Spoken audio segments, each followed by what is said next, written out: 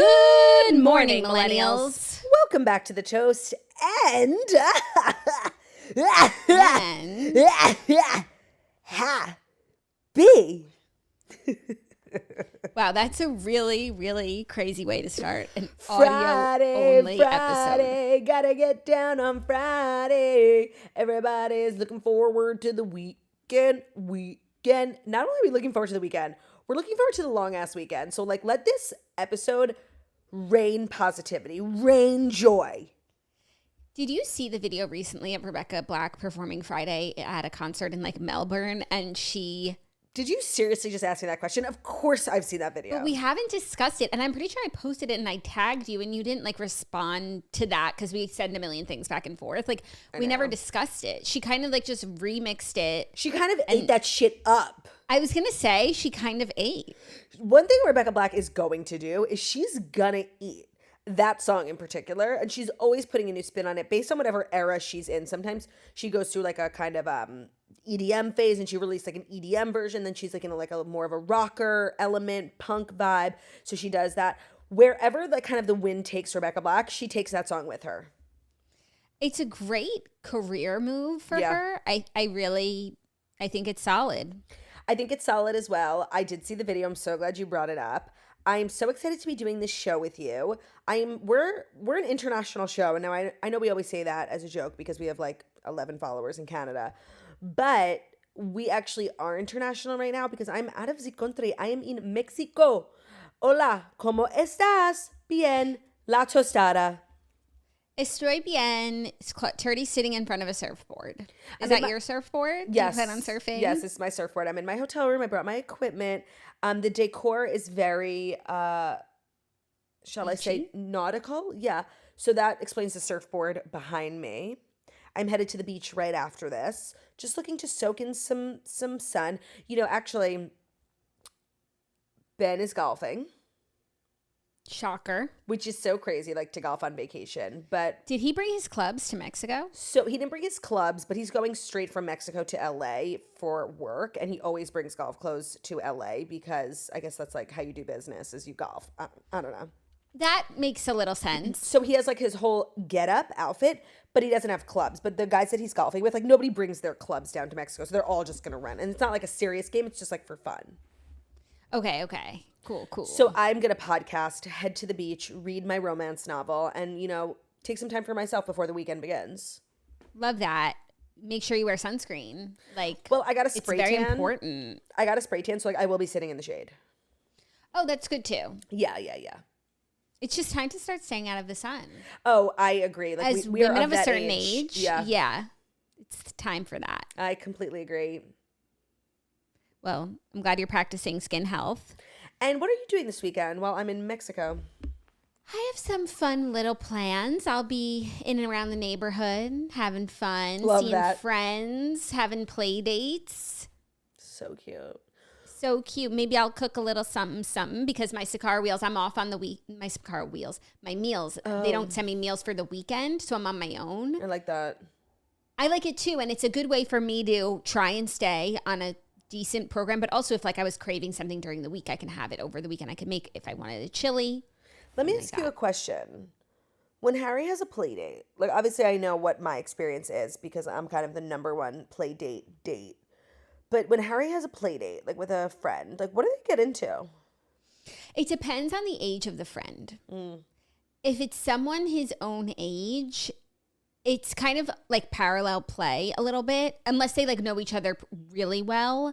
But if it's just me hanging out with someone and then their kid comes to Harry doesn't know him, it's parallel play a little bit. But then sometimes when he's playing with older kids, and if it's a group of kids and they have a thing going, because the older kids know how to play, he kind of just inserts himself into that. So the other day he learned how to play Duck Duck Goose.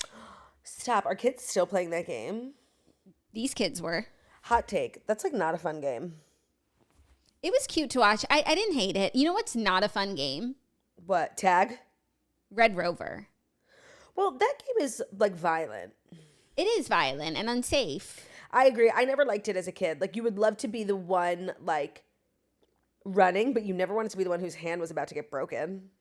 hand broken. Yeah, I agree. Some of those games like age well, some of them don't. Red Rover, send Turdy right over is definitely one of the worst games. Also, Tag Your It is like it's a game like without rules. Like I think it's a bad game. Yeah, it's a little all over the place. Doesn't have much structure. A good game. You know what's a good game? Hide and seek. Yes. Oh, what's like the hide and seek like on crack? Is it called like sardines? I'm not sure. No, Jackie, we used to play with our cousins, and like when it went right, it was really right. Like everyone would hide around the house. Somebody would have to find someone, or no. Like you would find the person and then you would have to hide with them. And then like the other people come looking and it's like everybody ends up hiding in the same spot till the last person finds you. Oh. What game is that, cute. you guys? I don't know. It sounds like sardines because you pack like sardines. Yeah, I was going to say I think it's sardines. Another game that I think really aged well because the last time we played it at Camp Toast, it was so fun. Tug of War. Oh, yeah. That is just a classic game, battle of brute strength. Right, a true show of strength. Yeah. It's the physics of it. Could have been played in the caveman era. Yeah. Don't need much. Just a rope. Yeah, it's so simple. I find the best games are the simplest ones where you don't need, a whole balagan with like equipment and gear. You know what you need, Turdy? Your imagination. Oh my God. That's really beautiful. Like for real. It's so true. So true. I miss those times where like my imagination was enough. It's not enough now. Now I need like a cocktail, my vape. By the way, had some cocktails last night. Did not vape. That's like honestly kind of crazy that you're on a beach vacation and not vaping and not in a good way. No, I know. And to be honest, like I am very much of the mind where I'm like, okay, if I have a cocktail or I'm like, cocktailing it up and somebody has a vape, like if I take a puff, it's like not a big deal. Yeah. I made the mistake of like bringing Ben in on this journey with me because he's being like a nut. And he's like, you can't, it will reset you and your addiction. Like, he's being so nuts. Like, I kind of wish I didn't get him involved and I wanted to tell him to fuck all the way off. But he's like, real. He's right, Didn't I see him with a cigarette last night? That's the thing. Ben's like, but I can control my addiction. Like, I'm not addicted to nicotine. I just like, Ben, like, on vacation will smoke like 2 cigarettes. And he had one last night because everybody else was smoking cigarettes. And that's so Ben Soffer. So yeah, okay, black, kettle, pot. But he is right about the fact that he's not addicted. If you told him he was never having another cigarette, he wouldn't even notice. Right. It's not like he's like cigaretting right when he wakes up. Right. And with a vape, I like, especially for me, like it's a slippery slope. Like that's how I started vaping, like a cocktail and a vape. Yeah. Yeah. So it's good what you're doing. Cold turkey is really good. But like even if I were on the trip that you're on and like I would be vaping. Yeah, it's a celebration. I'm here to celebrate my friend's birthday. It's a vibe. All these people I know are coming from all over the LA, New York, all over. Like, it's a celebration. I want to enjoy. And like, if the opportunity presents itself, like, I'm just letting you know, like, I will be taking a puff and everyone, including Ben, can eat my fucking ass respectfully. And I'm letting you know I endorse this decision. And as long as it doesn't then set you back. If you then go back to like slippery slope, then I'm going to have to cut you off next time. Of course. But I am going to give you the opportunity to show that I can do it socially. A social casual vapor. But you know what? I have heard, because once I opened up about my journey, so many people told me their experiences, which I found really helpful. A lot of the girlies were like, I gave it up. It was the hardest thing. Did a cold turkey. Like a lot of like whatever their reasons were. And then they said, the next time they like slipped up, like a few weeks later, like it was disgusting to them, which would be so nice. I don't think that's going to happen to me. Also, I'm only 11 days. They were saying like after a month that happened. 11 days. That's like not a lot of days. By the way, have there ever been a longer 11 days in the lifetime of Turdy Lou Freebush? Like I can't. No, that means I was with you less than 11 days ago. Yeah, that's also crazy. That's really crazy. How are the stories today? Good, varied, lots of little cute, good stories. I feel okay about them. Like, you know what I did last night? What? I started The Crown. What episode are you on? I treated myself, and then, of course, I watched 3 episodes, and I was up super late, but it actually worked out because then I was still up for Charlie's first feeding, and I didn't have to, like, fall asleep for 30 minutes and then wake up, which is harder. Jackie, I believe I'm at the same what's the thing that happened? Diana just died. Same. That's what I'm And up I just to. want to say, I had one takeaway so far. I have a lot of thoughts, but just the one thing that I'm taking away is that I don't think enough is made of the fact that Diana was killed by a drunk driver. Not only that, I'm so glad you said that. Not only that, because they're always like the British media and the royal family killed her. 2, she was in Paris. So it was kind of the French media and not the British media. Right. I guess you could say like media in general. And yeah, the media hounded her, but they've been hounding her every single day since she got with Charles. Yes, this was a very heightened time, and Dodi and his like lackluster security team were not up to the task. But every other time she like was driving through the streets, it's always mayhem, and it was okay. I just want to say, like, I don't appreciate you putting it on Dodi's security team. Like, they kept telling Dodi what to do, and he would not listen. I'm sorry. I didn't mean Dodi. I mean like Dodi's security, like the security that his umbrella, not also, but he needed more security in the show. And I'm sure in terms of the actual logistics of the accident, it might not have happened that way. But how they showed it in the show was like at the point where they went into that tunnel and crashed, like no one was around them. Oh, that's not what I got. They were being chased and they were driving fast, and it was a drunk driver. And I feel like glossed over that a little bit. If the driver weren't drunk, there's a very good chance that they wouldn't have crashed. It just would have been like typical paparazzi mayhem car chase. But he had been drinking. He was like glassy-eyed and smiling weird and being a freak. Because they were supposed to spend the night at the Ritz. Yeah. So I feel like that's not as much of a takeaway when it should be. Like the more, as much as like the media needs to be held accountable, like there should also be like, you know, Mothers Against Drunk Driving who are invested in this story. It's so true. So that was something that I found interesting. But other than that, I've been enjoying it. And it's nice to have a great show. I agree. And I'm so glad that we're at the same point in the show to discuss. Yeah, so now if you had any thoughts, you could share them because we're simpatico. My thoughts are developing, obviously. You know, I'm upset because last season my favorite character was Mohammed Fayed. He was hysterical, and honestly, like me, if I ever, you know, inherited billions of dollars, like exactly how we would spend it. Like I relate to him on a human level. Now they're obviously like pitting the whole thing on him. Like everyone was stressed because of him, and everything went wrong because of him. Like we had to go to Paris because of him, the jet because of him. So I don't like love that, but if that is how it happened, like I obviously can't stand. Yeah. I agree. He's in his flop era for sure. He's in his flop era, and like last season, I just loved him. Yeah. No, hilarious. But also, I feel like you could also put it on Dodi too, because Dodi was like... I'm sorry. When Dodi made the phone call and hung up and then continued to talk, never in my life have I felt so embarrassed for another human being. And the fact that like Diana knew, I was obsessed with that scene. But then I was looking, by the way, in the first 3 episodes, I must have Googled like 10 things, like A Tale of Two Photographs. I looked up both of those photographs. I looked up, the only thing I looked up was the boy's photograph. Yeah, no, it was like kind of a losery photograph. And stop. That was the point. I just started looking at pictures of Dodi Fayed because like in the show, he's an unbelievable loser. And like not someone who could pull Princess Diana. I'm sorry. In real life, like he was hot. Like I feel like they didn't do him justice. That's not fair. Yeah. No, he was like, he seemed like, I mean, it's just a picture, but he seemed like somebody who could tell his own father off, you know? He seemed like strong and. Oh, not that. I mean, because you don't know what's on someone's insides. But I do feel like the fact that he was not great looking in the show, like, makes it so unbelievable that like him and Diana would be together. Oh, actually, the actor kind of looks like him. Sorry, it's a perfect casting. Oh, that's funny. That is funny. I had another thought about. Oh, I mean, who knows how it all went down because like we don't know what their private conversations were like right before. You know, if he really made that call and faked that call, and did he even buy the ring? I feel like he did because he showed it to someone in the hotel suite, and I'm sure like that person is like came forward and was like, Dodi showed me a ring last night.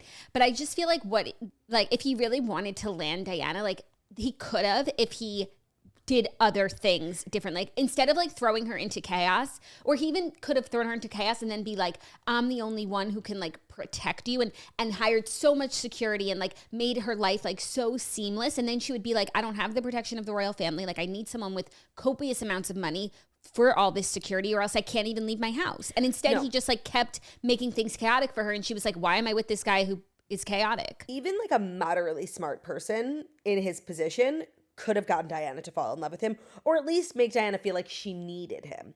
He Needed fumbled him. it so hard. Like, how dumb are you? Yeah. Yeah, just like making everything hard for her. Like when they went to get ice cream in Monte Carlo. Like Stop. for me, that I got the ick. No, by the ick. way, I actually really related to that sentiment of like her really wanting to go home and then like having to go to Paris. And like it was just like, we have to get through the next like 24 hours before I can just like get home and be done with these people. You know, when like you're on a trip or like you're at like, Yes. almost like when you're like, remember when you used to have a play date and like you were so over this fucking person you were having a play date with? You're like, I need to get home. Like I need to be picked up so I can never see this person again. Like that feeling of just like needing to be home, wanting to be away from these people, starting to like fucking hate the people around you. I so resonated with that. No, and like everybody wants a ride on a private jet, but like there's no such thing as a free ride. Like Right, no, we're just stopping in Paris. We're at the whims of whatever the fuck they want to do. Yep. And you have like no, she was like, how did I get here? You have no control. You can't be like, pilot, take me to Heathrow. Right. So it's been enjoyable, but now, of course, she's passed, so things are going to get crazy. But it was also kind of like a sad time. I mean, it's always a sad time, but like she was at a really good place with Charles. Charles seems like he's in a good place. Like the family just wants the best for Diana. Like the queen said, like, I just want peace. And of course, we don't know if these are direct quotes, but that is the vibe. Like she's out of the family. Right. You know, I think everybody feels sorry for her that her personal life is like all over the papers. Like nobody wants that for her. And it's just like so sad that that's how it ended. Agreed. Okay. So, with that breaking news from 30 years ago, here's the breaking news from today. Love that. In the Fast 5 stories that you need to know. And the breaking news from today in the Fast 5 stories that you need to know are brought to you by the Farmer's Dog. This new year, the easiest healthy habit to start is one for your dog. The Farmer's Dog makes feeding real healthy food easy and convenient, and your dog will absolutely love it. It's smart, healthy pet food that you can feel good about feeding your pup. And that's why it's time to quit the kibble and kick the cans and start fresh. So the Farmer's Dog is a company that makes and delivers fresh, healthy dog food right to your front door. It's developed by vets, it's nutritionally balanced, and it's made from real meat and vegetables to the safety standards of human food. It's the best option for dogs at all life stages because it's not kibble, it's not canned goo, it's just real healthy food.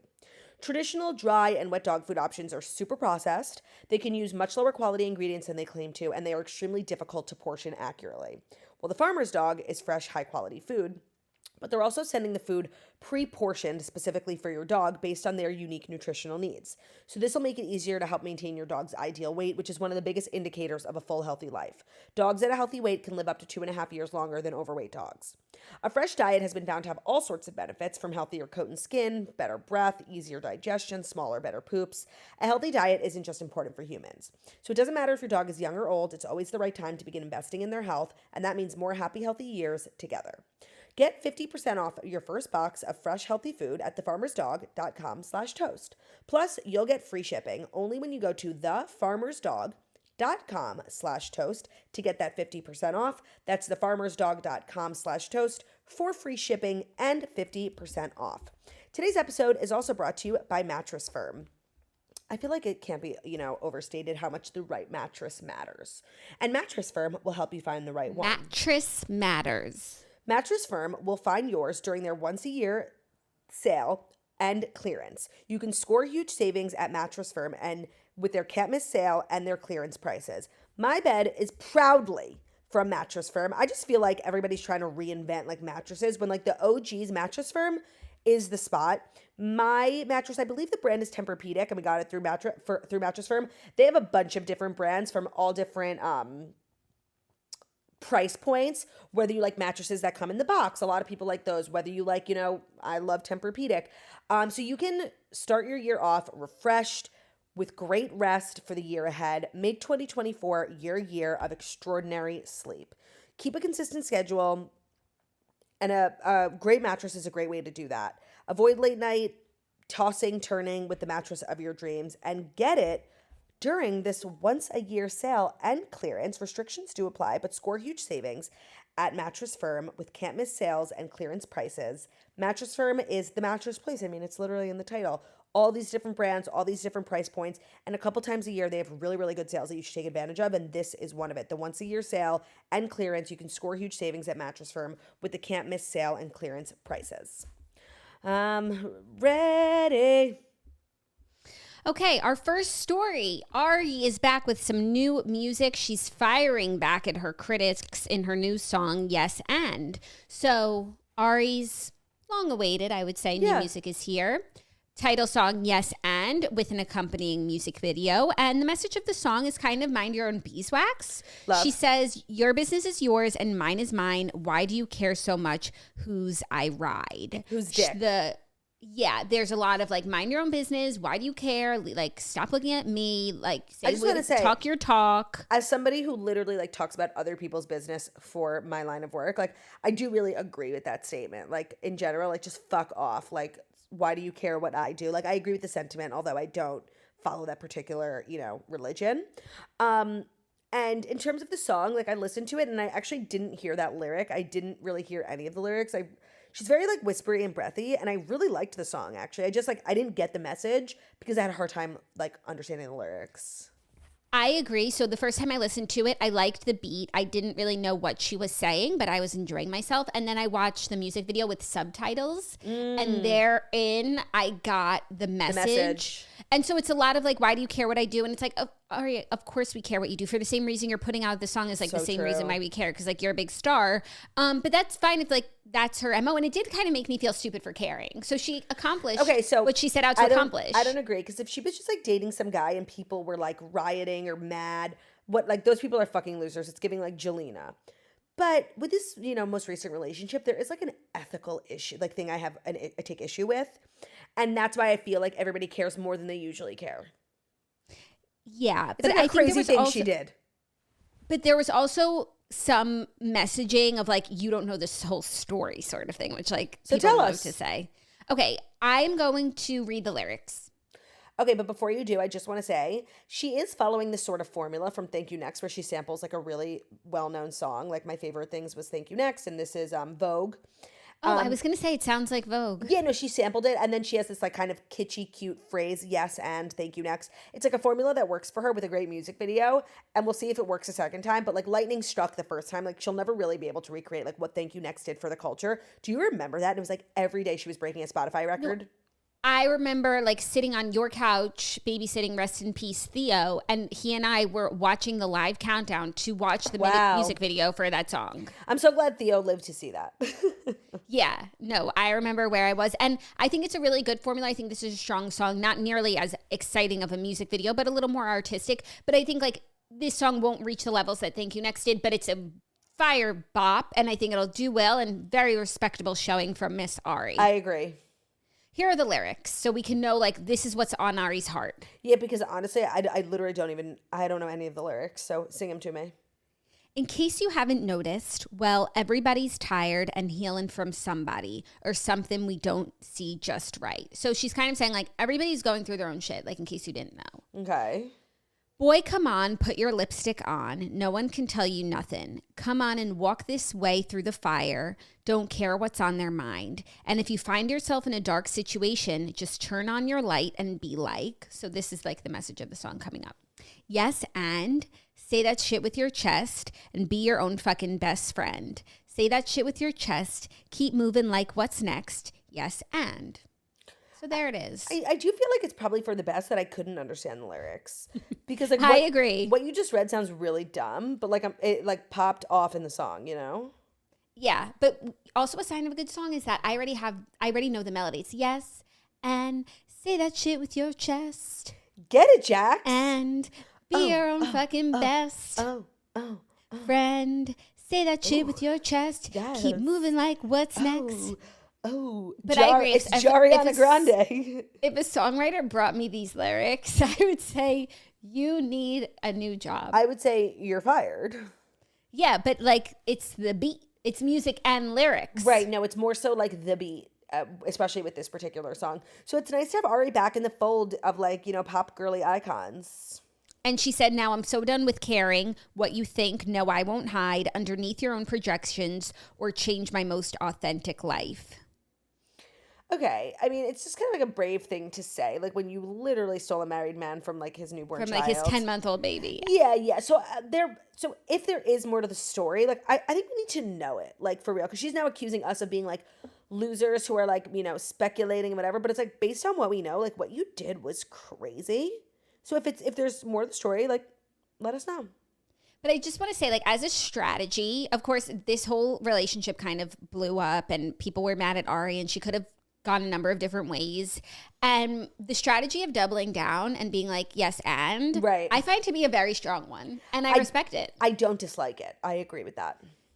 Because what's done is done. At least she's still with him. Like some Scandival version, she would have broken up with him and like, been the victim. She's like, no, I did that shit. Yes, and. Yes, and. Yeah, no, I do, for sure. But, let's we not forget the ethical dilemma that lies within this saga. Yes, but let's we not forget that we don't know these people and it's their lives, not ours. Yes, and. Say that shit with your chest. And. Be your own fucking best. When I go to the beach after this, like I'll put in my AirPods and I'll like see how it vibes on a beach and I'll report back. I think it holds up. I'm sure it does. Ari doesn't put out bad music. Like you could say what you want about her. She's a talented vocalist, obviously, but like her music like she pops her pussy. Like she puts her whole Ari-cy in that sometimes, Do you watch the music video? I didn't even know she released one. I'm in Mexico. I don't know if I'm like on this international trip, so I don't know if I have like access to the music video here. I'm sure you do if we could do a podcast. No. It's like I'm on like this really remote, like elite part of Mexico. Are you ready for our next story? Yes. Okay. Usually I don't like talking about like reality TV show news if I haven't watched it yet, but this was crazy enough that we must discuss. So Southern Charm reunion aired last night, and Olivia Flowers admitted to hooking up with Thomas Ravenel. Right. And so in the playbook of what's currently going on this season, Olivia was like dating in love with Austin, and then she got really mad at her best friend Taylor, who slept with Austin. Yeah, it's not as that because first of all, even last season, like Olivia and Austin were like a thing, will they, won't they? But I don't know that they were ever like fully boyfriend, girlfriend, and in love. Like, yeah, by the way, I watched the beginning of last season, so I don't know how it progressed, but what I remember is that like she really liked him and we didn't even know if he liked her back. No, and it was like they both liked each other, but they just like couldn't get together. And also Austin likes everyone. So true. I never saw their relationship as that serious. Then they filmed the Southern Charm reunion in New York. And I think they had tried to make a go of it. And then they like were like, you know what, we're done. This isn't happening. I think Austin ended things with her, even though there wasn't much to end, but still he was the one who decided no. And she went to LA for a little bit to like take some time for herself. Meanwhile, Taylor Ann, who is Shep's ex-girlfriend at the time and Olivia's best friend on the show, is also very good friends with Austin. And I guess they hooked up during that time that she was in LA. And then it's all coming out this season. And I think things were looking like Olivia might forgive her because Taylor just seems really genuine, even though she keeps fucking up. Like, she's just like, she can't, well, she did lie. Like, she can't get out of her own way almost. No, it's a very weird. I've never felt this way about someone who it's like, I'm rooting for them and I believe them, but they just like keep doing not the best things and keep lying about it. Now, explain to me Thomas Ravenel. Okay, no, actually explain to me like Catherine's relationship to Olivia. Like, do they have any sort of loyalty towards one another? Yes, so they're very good friends from the show. And so at the reunion last night, it seems like in her own defense. How did it come to light that she hooked up with Thomas? Did somebody out her? Did she say it? Yes. So at the reunion, Olivia's going in on Taylor for, sleeping with Austin. And then Taylor said, "Forgive as you would want to be forgiven." And everyone was like, "What do you mean by that?" And Olivia was like, "Go ahead and say it. I already see what you're trying to do. You've been hanging this over my head. I want to see it. Say it. Oh, I'm obsessed." And then Andy was like, "Well, just say it. Like, we're here." And Taylor said the whole Thomas situation. And Andy was like, everybody Thomas? Just like audibly gasp? Like, ew. I didn't watch it yet, but it says all these like beautiful, smart, sophisticated young women like keep sleeping with Thomas Ravenel. He's not only is he like, has allegations of sexual abuse, like he's literally not even handsome. Well, this is what Olivia said. She said, quote, "I was fresh out of college, 20 years old, dumb, drunken night. One time had a hookup with T-Rav and I wanted to take it to my grave. Who wouldn't?" Oh, I'm sorry. So it wasn't recent? No, it was about 10 years ago, because I think Oh my Olivia's God, around who 30. fucking cares? You can't. So Taylor Ann is like, you know, because Olivia is very good friends with Catherine and has never told Catherine about this. But Olivia's like, I hooked up with Thomas before I ever met Catherine. I'm sorry. Was 10 years ago before her kids were born? Like before Catherine and. No. They said it was after, like they already had 2 kids by then. But her son isn't 10. Right. So maybe it wasn't 10 years ago. Maybe it was like 6. But I thought Olivia is like 30. Anyways, it's not apples to apples because Olivia wasn't friends with Catherine, but Olivia's friends with Catherine now and has never told her. Meanwhile, last night, Catherine posted on Instagram pictures with Olivia being like, I love you. We're good. Actually, now it feels like this was brought up like Taylor's a bad faith actor. Like it's not really relevant. I'm sorry. I thought it was like this week they fucked or like, you know, like this year. No, it was like something embarrassing that Olivia and she only told Taylor, her friend, and now Taylor told everyone. And it's like, that is just wrong. Oh, I'm sorry. Okay. Now that I understand like the full, like I would literally never talk to this person again. If like there was somebody I hooked up with who I was so embarrassed about and like I literally never told anyone and I wasn't hurting anyone by not telling anyone. Like I just needed to take this to my grave forever. Like, and you then tell it on TV. Like not only do I hate you, like I am so fucking done with you. That's actually like a whole other level of betrayal. I agree. And I just don't know why Taylor Ann keeps doing bad things. No, and Jackie, and honestly, this doesn't serve Taylor Ann at all because it doesn't make Olivia look bad. This was before she knew Catherine. Like, Catherine has been posting with Olivia, so it's all good. So she really did this horrible thing, Taylor. She didn't really make a point. She didn't really, slay the argument. She just looks like a vengeful, like spiteful person. And honestly, not that I ever planned on it, but I will never tell this girl a secret of mine. Like if I meet her, I'm running the other way. Yeah. The Taylor had said it was 5 years ago, but I think that might be murky of when it was, but definitely before Olivia ever met Catherine. Damn. That's really, like, the way I internalized this story once you first said it, and now that I know everything is so different. Yeah, like Olivia, again, is the victim. Yeah. And Taylor Ann, like, she needs to stop, and maybe reality TV is not the best thing for her because before she met Shep and before she came into this world, she was just like a nice girl. She's very religious, and she just like she's not practicing what she preaches is how I feel, and it's disappointing because I really like her. This is like fame and like the toxicity of reality TV, like really, I think based on what you're saying, turning someone into like the worst version of themselves. Yeah. Even though like a part of me, and I'm not even so mad about the Austin thing because a part of me feels like Taylor Ann and Austin like are made for each other because they're really good friends and maybe they should be together. And I'm not mad at them for exploring that, especially because I never felt like Olivia and Austin's relationship was that serious. But it was the lying. She was literally lying straight to everyone's face. She sounds like truly diabolical, and it feels like it's one of those situations because now that I've heard you talk about like your take on Southern Charm for like the last couple of weeks / months, like I feel like you just like her and you're like looking for ways to defend her, but like she maybe is not worth your defenses. No, this is kind of the last straw for me, but I do need to finish watching this season. Not the last, not like sometimes not like by the way, and I understand this like when you really ride for someone, but like sometimes you need to know like when the jig is up, and I think like your jig is up. Yeah, because I like to give chances. Of course, we're all human. Of course, we make mistakes. Of course, but she literally made another mistake last night after like a couple of years of making mistakes. Like you've got to at some point stop. Of course. So I need to catch up on Southern Charm after I finish The Crown, but now that I've turned my TV back on, anything's possible. The world is truly your oyster.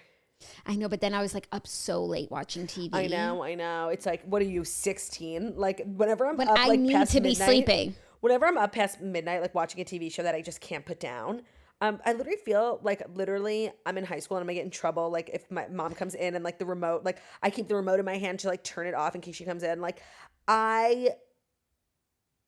I understand that feeling. And it's also like, we're business owners, we're women, we're mothers. It's like, what are we doing staying up all night watching television? Yeah, I guess last night I felt like I could do it because we were recording a little later today and it's audio only, so I could sleep in if I needed to. Yes, that's true. And it's Friday, so it's very lax over here. It's like, it's kind of a casual Friday like, at the toast. It's Sunday night, I'm up really late and I have a full day. Like today's kind of a relaxed day for me, so I was like, I'll get a little crazy, stay up late. Love. Do it. You deserve it. And you know what? And look, I can't stop talking about it. So maybe it was very good for me. Right. No, it was fodder. You were actually like doing the work because it's fodder for the show. That's always the truth. Yeah, no, when you're a podcaster that like podcasts about your own life, you can really kind of make any poor decision about work. Like you could say like, I had to do that. Like I had to get so drunk like for the story so I could tell it on the podcast.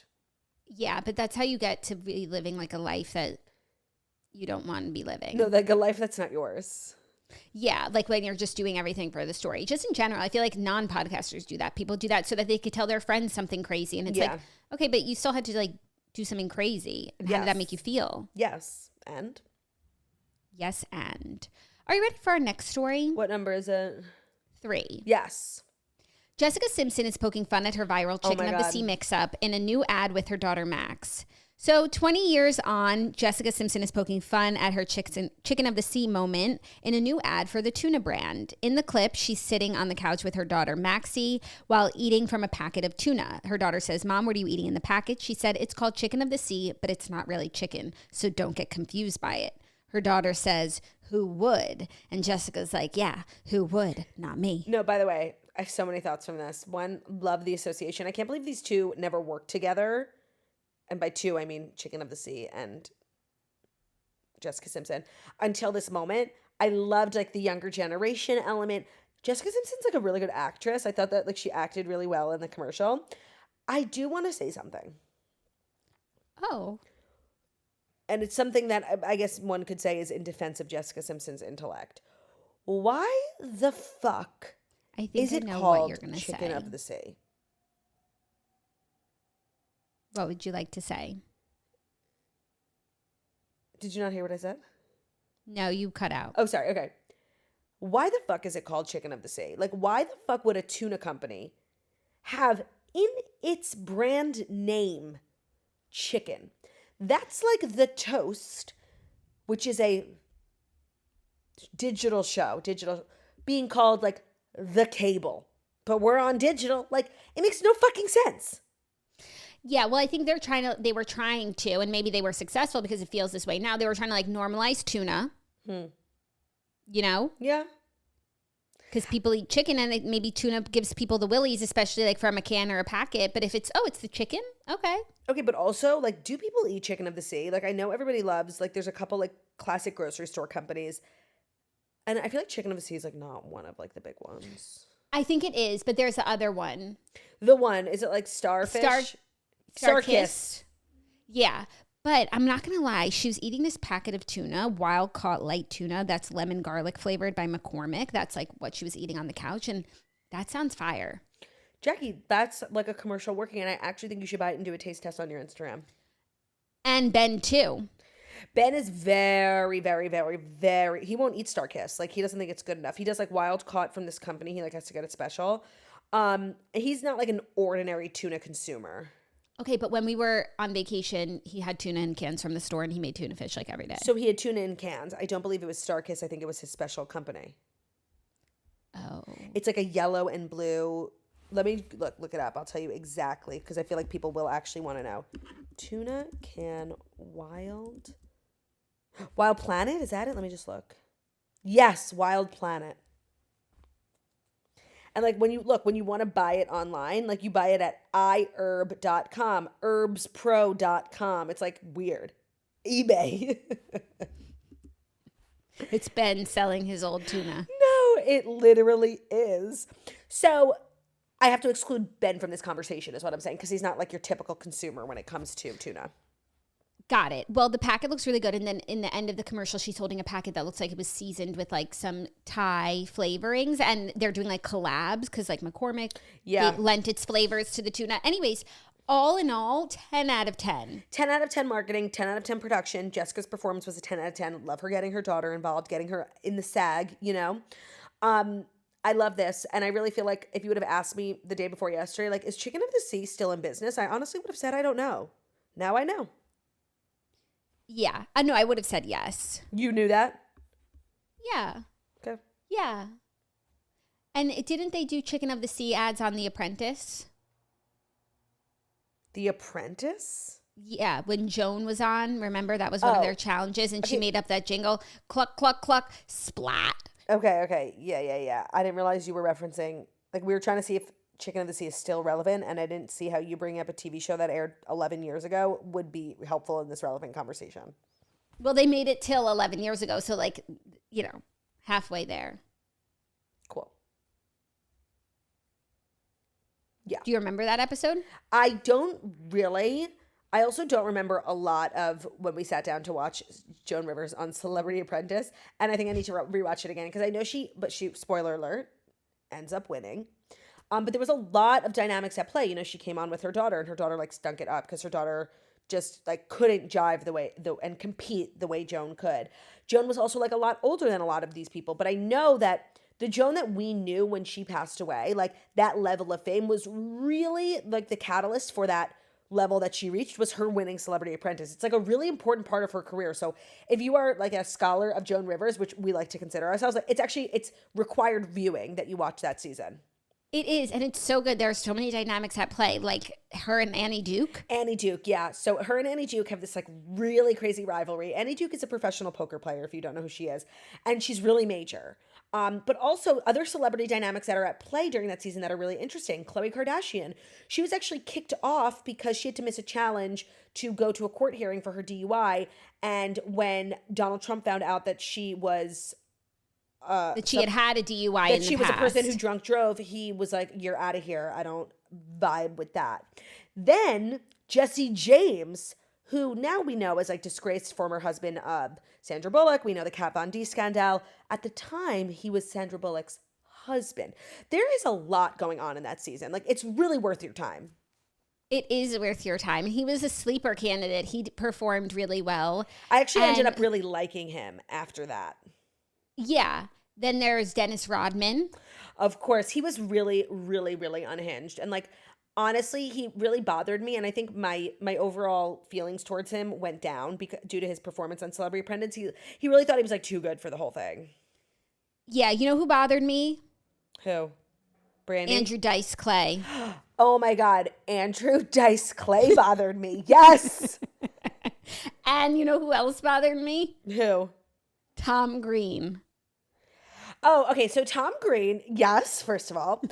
Tom Green like came into the show and was like, I'm a loser and I'm going to give off loser energy. He gave off such like, woe is me energy. Like, oh my God, I completely agree. Like, not that I really had a high opinion of Tom Green before because I'm not really familiar with him. But after that season, I was like, oh, you're a loser. Yeah, and you know who is also on this season? Claudia Jordan, who then afterwards was on Real Housewives of Atlanta. She had a very strong showing on the season. I agree. I liked her after that. And who I loved from the season was Brandy. She was the Playboy bunny. I forget her last name. I want to say Redmond, but obviously it's not. And I want to say Glenville, and it's not either. But it's similar to both of those. She was also a very strong participant. It's such a good season. It's actually a very good show. That's the only season that I watched because of Joan. But I kind of want to watch other seasons. Speaking of... Because it's like a lot of housewives wind up... Like, yes, I know Kyle did it, Therese. Yeah, like... They got really good people. By the way, speaking of, hold on, wait, what did you just say before? Claudia Jordan. Yes, wait. Brandy Redmond, Glanville. Yes. Speaking of Brandy Redmond, I ended up on a Stephanie Holman rabbit hole because she's been like going viral on TikTok. She's been like answering questions like as a former housewife, like about like production stuff, but also like then I started like keeping up with her life. She just moved into this like insane house in Oklahoma. Oh, okay. And I just feel like while the Real Housewives of Dallas didn't work out, and I do feel like it wasn't amazing, but I don't think they got like a completely fair chance. There were some perfect housewives on that show, and Stephanie Holman was one of them. Like, I need her to move to a city that has a franchise. Like, she should be on TV. Yeah. And her Cameron Westcott too. Cameron Westcott, both of them. Like, their lives are just ripe for reality TV. Like, so much money, so many houses, fabulous bags, all this stuff. And I like need that. I need that sort of energy. I agree. Like, it wasn't always the best franchise, but it wasn't the worst. Like, it was fine. I feel like just Housewives was going through a lull and like Bravo needed to make a cut. And so they cut Dallas. But she was saying in her stories, like, because so many of the questions were about cast trips. She was like, we had like no budget. If you really think about it, our first cast trip, we went to me and Brandy's house in Austin, our lake house. At one point we went to Caracas in Carrie Brittingham's house. Like they were always going to someone's house. Then they took that trip to Colorado and Cameron Westcott's house. Right. She was like, when we got to go to, where'd they go? Ireland? No. Netherlands. Yeah, because Carrie Dubeck was. Oh, and that's when Leanne was talking about her panty liner. She said that was like the biggest deal for us. Like we finally got a trip that wasn't like $4. I thought they also went to Thailand though.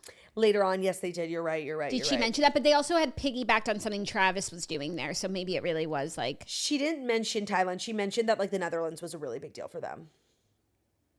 Yeah. Happy for them. Yeah.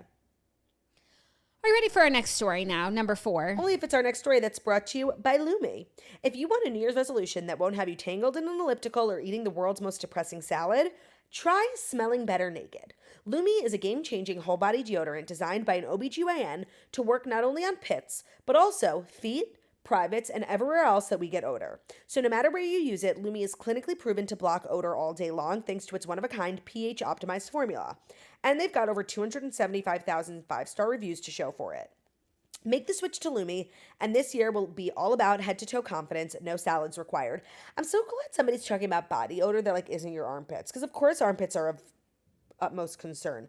But, like, there's a lot going on in the body. Like, and there are a lot of places that could, you know, require your attention when it comes to odor removal. And I love that Lumi is all about whole body deodorizing. It's safe to use anywhere on your body, so that includes your pits, your underboobs, your thigh folds, belly button, butt crack, vulvas, feet. It's created by an OBGYN, so she saw how normal BO was being misdiagnosed and mistreated. It's clinically proven to block odor all day and control odor for up to 72 hours. It's baking soda free, it's paraben free, it's pH balanced for safe use in the nether regions, and it's clinically proven to control odor better than a shower with soap alone. So special offer for you guys, new customers can get $5 off at Lumi's starter pack with the exclusive code and link. The code is TOAST at lumideodorant.com. That's LUME deodorant, DEODORANT.com, lumideodorant.com, code TOAST. Thank you, La. You're welcome. Our next story is some exciting fitness news. Oh my God, exciting. Can fitness news be exciting?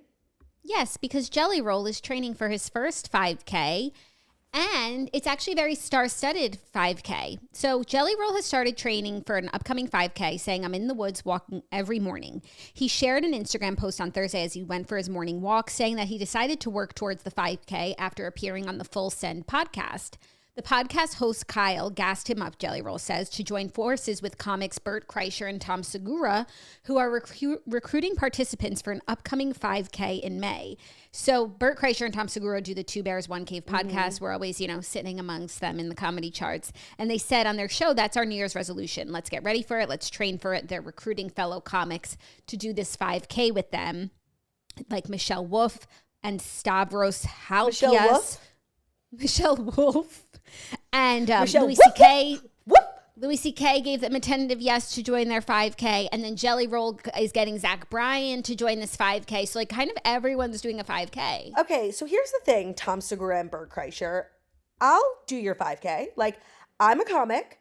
I am, like, able to walk now without, like, vomiting. I think by May, like, how many miles is a 5K? It's like 1.5? It's really not a lot. Right, no, like a 5K, I know, like, sounds like a lot because they put it in the metric system, but it's low-key, like, a couple feet. Yeah, no, I did a 5K once, and it wasn't like I had to train or anything. But I guess I was a fit person, so how long is a 5K? That makes sense.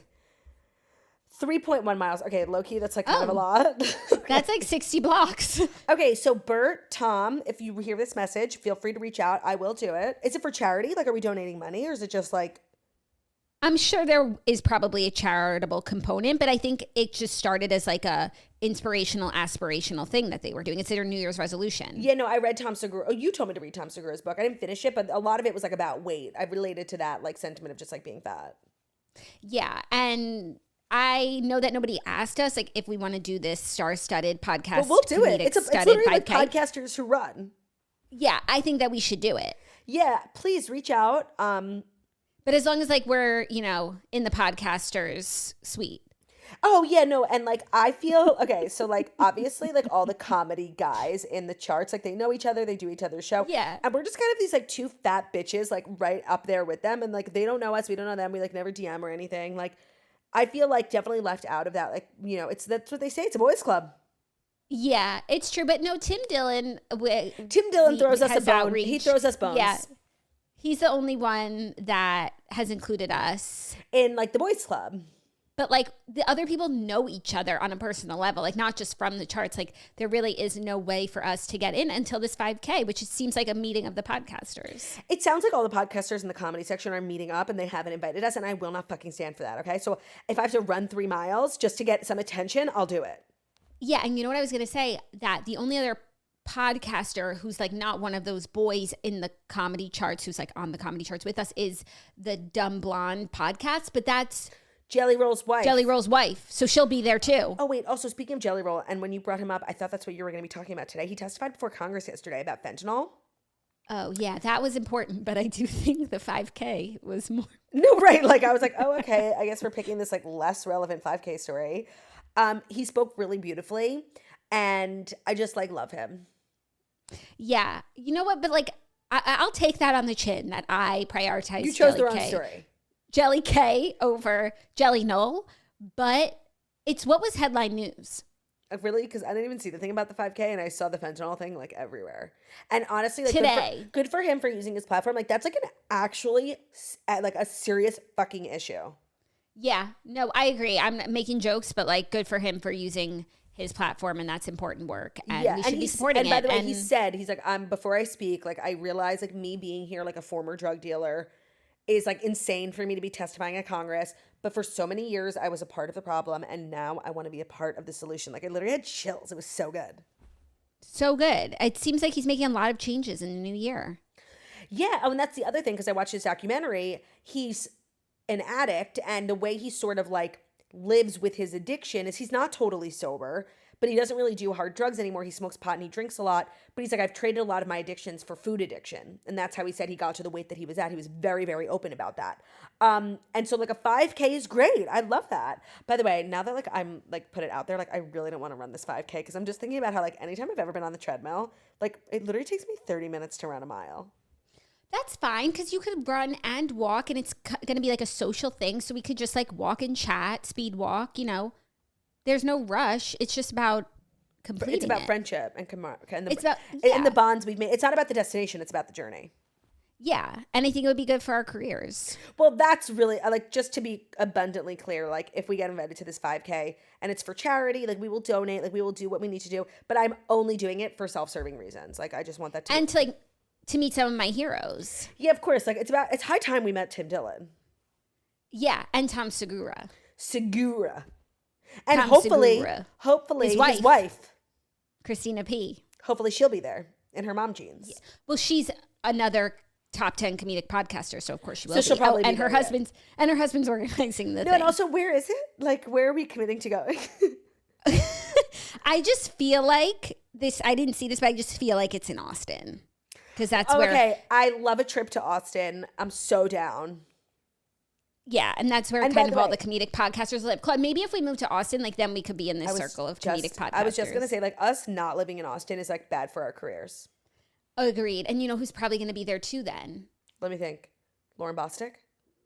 No. Wait, though maybe. Think. No, it's like so obvious. Joe Rogan. Joe Rogan. We have to get invited to this podcast.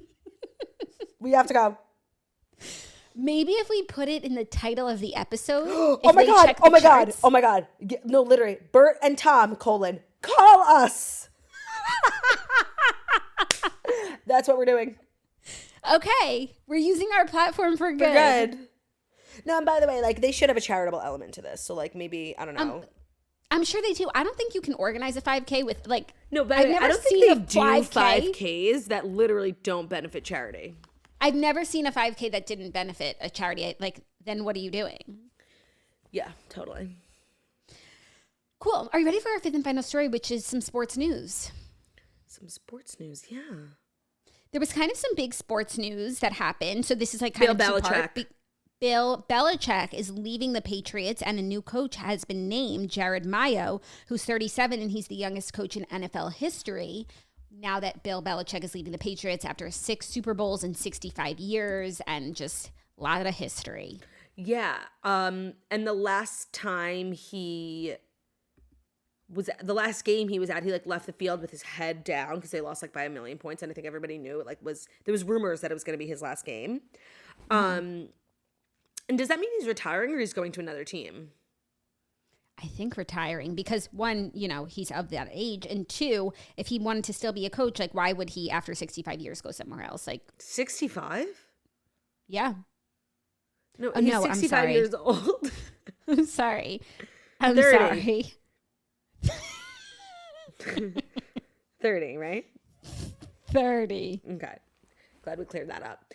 And did you say this was like a 2-part sports story? 24. Okay, thank you. It's becoming less and less impressive. Yeah, it is a 2-part story because they just named their new head coach, who is Jerod Mayo, and he's the youngest coach in NFL. Gerod, Mayo, like Hellman's. And he's the youngest coach in NFL history, and he's the first black coach in New England's 65-year history. It's Jerod with a J, not G.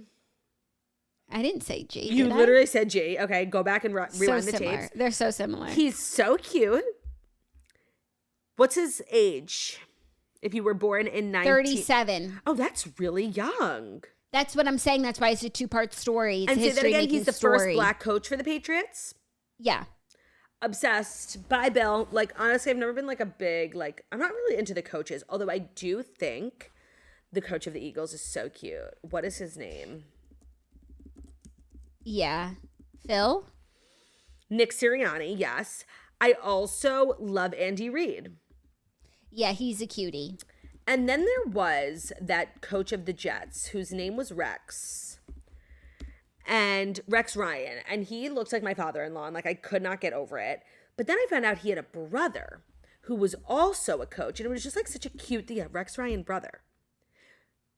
Rob Ryan. They both look like Bruce Soffer, Jackie. Like, it's crazy. I'm going to go look up Rex Ryan. But then there was that other coach of the Jets. I mean, Rex Ryan was a while ago. Who is the Jets coach? There was another one who's like a big name. He's always getting into trouble. Oh, okay. The Jets coach now, Robert Saleh. Hot. Mm-hmm. Hot. Bald. That's not who it... Bald and hot. I just have the idea of someone in my head, and I'm not going to be able to tell you who I'm thinking of. I mean, like us trying to talk about football coaches when we can barely like keep the players, like the coaches is a whole nother. I know, a whole nother thing. But you know what? Ain't it good to be the coach? I'm sure it is, and hopefully Jerod will be finding out soon. Love that. Bye, Bill. Yeah, bye, Bill. But like, thank you for your service. 6 Super Bowls, amazing tenure. Great work. Job well done. Not us doing like such a banger 1-hour episode on a Friday when I'm on vacation. Like I thought this was going to be like a 40-minute piece of shit. But like this is so like even when we don't try, like we are so supremely talented. Yeah. That we're in the right industry. And it's high time that Bert and Tom recognize that. Yeah. It's high time that we ascended to the meetings of the top 10 comedic podcasters. So title, we're thinking Bert and Tom, call us, or like two bears. 2 bears, 1 toast? Like, how will we get their attention? Bert and Tom call us. Okay. But like how many Berts and Toms are there? You know what I mean? They'll know. Like if they title their episode Jackson Turd Call Us, like, oh my God, I would die. Yeah. Also, I could just see them like not giving a rip about the podcast charts and never seeing our title. What's that like? I don't believe that there are people who put content out who don't vigorously refresh the charts. Like, I mean, I guess like, no, sorry, there's no way. No, and also it's irresponsible to do that because you need to know like you have a duty. Like if people liked this guest, how things are performing, like, you can't just like put things out like you're running a business. You need to know what the feedback is. Precisely. So that is our last show of the week, and also our last show until Tuesday. Monday is Martin Luther King Day, so there will not be an episode of The Toast, so just keep that in mind. Thank you guys so much for listening to The Toast, of that Millennial Morning Show where we deliver the fast five stories that you need to know every Monday through Friday on YouTube. So if you're watching this on YouTube, please feel free to subscribe and give this video a thumbs up. We're also available as a podcast anywhere podcasts can be found. So it's Spotify, iTunes, Stitcher, Public Radio, iHeartRadio, CastBox, all the places where we listen to podcasts. Find us. The Toast, leave a 5-star review about how beautiful, stunning, and wickedly talented we are. Hope you guys have an amazing day, and we'll see you on Tuesday. Bye. Love ya. Bye.